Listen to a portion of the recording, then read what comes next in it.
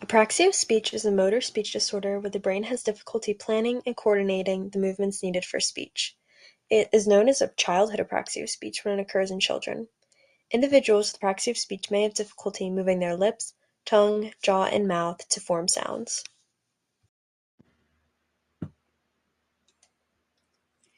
Here are some other types of apraxia.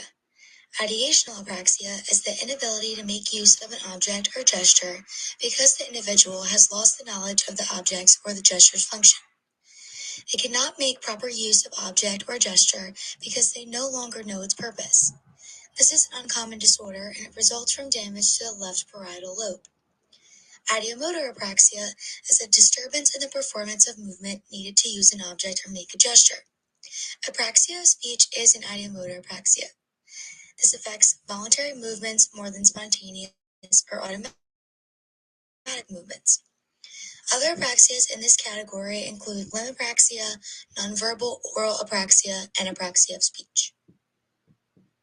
Apraxia can present itself very differently in different clients, but here are the most common signs and symptoms: difficulty imitating speech sounds, inconsistent errors in speech, groping movements with the mouth, difficulty chewing and swallowing, long pauses between sounds, and difficulty with fine motor skills. Apraxia of speech can be caused by many different things. Acquired apraxia of speech affects someone at any age, but is more typical in adults. It's typically caused by damaged parts of the brain involved in language. This could happen as a result from a stroke, head injury, or other illness. It also may occur with other conditions such as dysarthria and aphasia. A speech diagnosis is made by a speech-language pathologist after conducting a thorough evaluation. The SLP might ask questions regarding medical history, administering assessments such as the Boston Diagnostic Aphasia Examination, or BDAE, or the Test of Adolescent and Adult Language, TOAL4. They might also conduct an oral mechanism exam as well as DDK rates, and they might also conduct a language sample. The Apraxia of Speech Rating Scale can also be used, and it's a diagnostic tool with 16 items that aims to quantify the presence or absence, relative frequency, and severity of speech characteristics. The examiners are required to score the items. 0 indicates not present at all, and 4 indicates nearly always evident and marked in severity. These are some differential diagnosis characteristics of apraxia. So the primary clinical characteristics are behaviors as a whole that are almost exclusively found in individuals with apraxia. The non-discriminative clinical characteristics can be observed in apraxia but also are found in other disorders. Clinical characteristics usually found in other disorders are characteristics that are usually found in disorders other than apraxia of speech. Lastly, clinical characteristics that are ruling out apraxia of speech. These behaviors are behaviors that rule out apraxia of speech. Some treatment approaches include restorative strategies, which is aimed at improving or restoring impaired function, and compensatory strategies, which is aimed at compensating for deficits not amenable to retaining.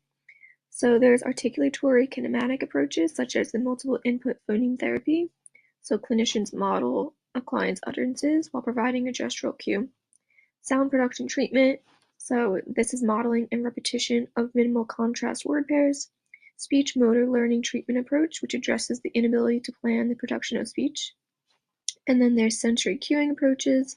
I won't go through all of them, but integral stimulation, tactile cueing, prompt, which is prompts for restructuring oral muscular phonetic targets, visual cueing, and then electropalatography and electromagnetic articulography. And then there's word and phrase focused approaches such as script training, and then rate and rhythm control approaches, so contrastive stress, melodic intonation therapy, mental pacing treatment, rhythmic pacing strategies, transcranial direct current stimulation, and AAC devices in severe cases. And then this is just a chart that shows some of the easier and more difficult tasks for those with apraxia. So some of the easier tasks include oral nasal distinctions, shorter syllables, imitation of a model, and some more difficult tasks include voice distinctions, longer syllables, unstressed syllables in words, etc. Next is the role of family and caregivers. It is important to advocate to ensure that the individual with apraxia receives appropriate evaluations, therapy, and educational supports. Next, it is important to just support them. This can be done by practicing the recommended exercises and strategies in the home between your sessions. Then, you should create a rich communication environment.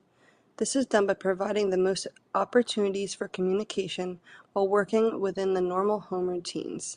This can include game night, play, baking or cooking, and other activities. Next, it is important to have emotional support. This can help reduce a child's anxiety and worries when communication becomes difficult for them. And lastly, it is important to seek community and peer support. This is done by connecting with other families with children with apraxia, by attending support groups that provides extra information and shared experiences. These are some tips for supporting individuals with apraxia. Be patient. You should be giving the individual time to communicate in their own way. Offer repetition and practice. Allow opportunities for repeated practice of speech sounds, words, and/or phrases. Provide feedback and encouragement. Providing feedback on the individual's efforts in communication. Create a supportive environment, which is to minimize distractions that can therefore enhance their communication. Encourage self-advocacy and independence. This can help them express their needs and preferences. And lastly, educate their communication partners about apraxia and effective communication strategies like encouraging active listening and being patient.